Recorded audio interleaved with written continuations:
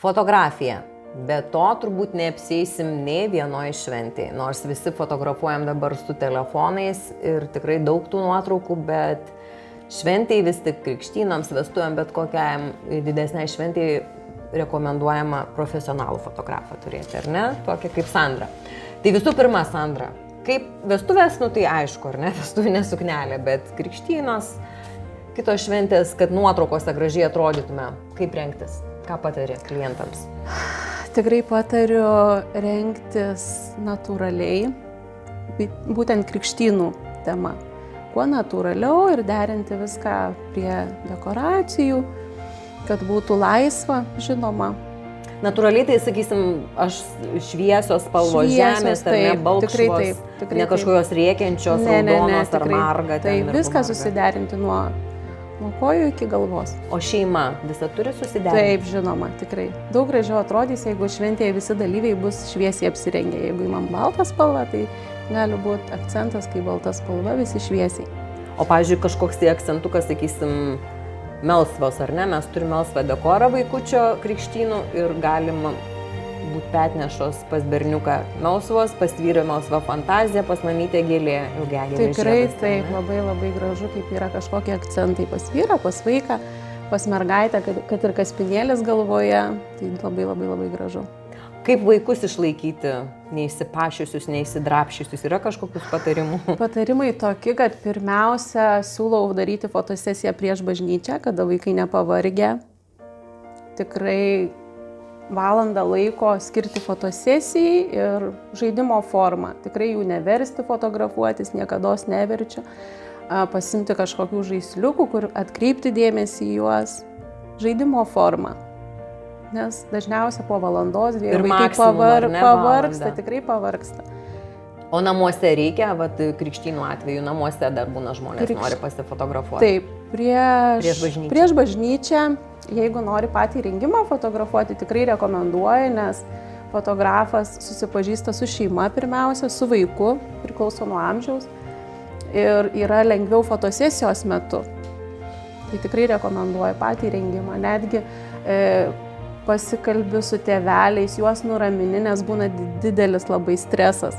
Kaip tėčius priversti šypsotis nuotraukose, atsipalaiduoti?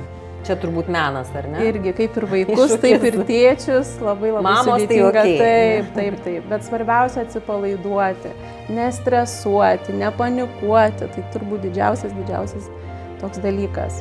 Ar krikštynom reikia krikštynų fotokampelio, ar ne, tų dekoracijų? Ką patartum? Įvairiai, priklauso nuo pačių tėvų, kokie jie yra, koks jų būdas. Yra, tarkim, kurie mėgsta visą tai, o kiti yra natūralūs, mėgsta gamtą, išvažiuoti į parką, tiesiog pasimti kilimėlį, porą meškiukų ir tikrai labai gražiai galima padaryti fotosesiją. Bet aš apie tai kalbu, kad ar ne kažkokios dekoracijos jos suteikia, jeigu krikštynų šventė vaikiškumo, tos nuotaikos tokios. Tikrai taip. Bet koks vaiko pasimtas meškiukas, mašinėlė ir pačiam vaikui yra smagu, kai jisai turi savo daiktą ir jauku jam, ir ramu.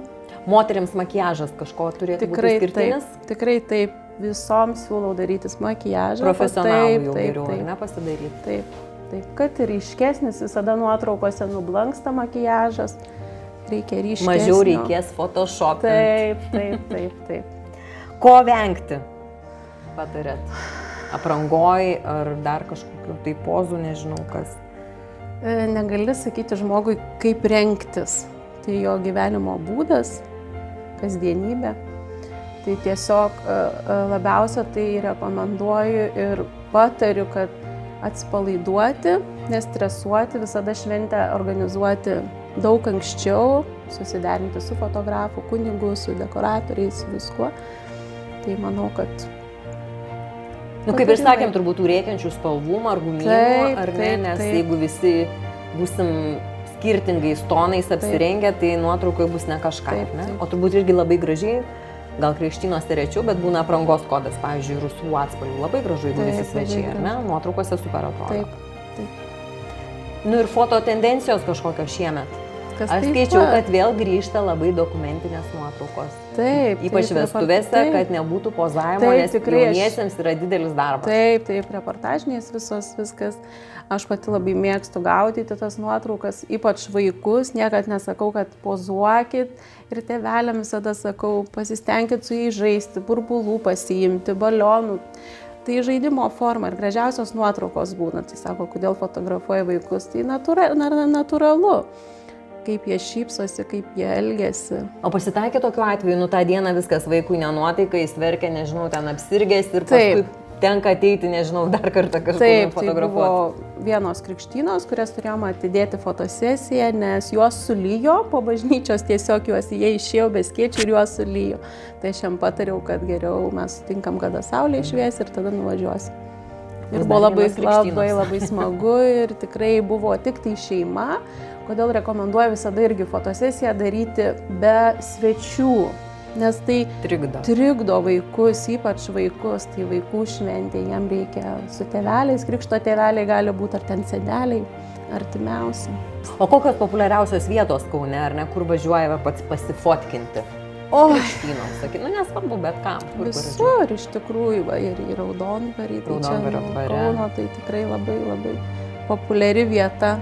Man buvo klientė čia viena, vestuvės fotografavo, bet labai naujiena iš tikrųjų. Linkuvos dvaras, čia jis jau visas sugriuvę, žinot, kur va čia netoli, Mosėdžio gatvėje, ar ne?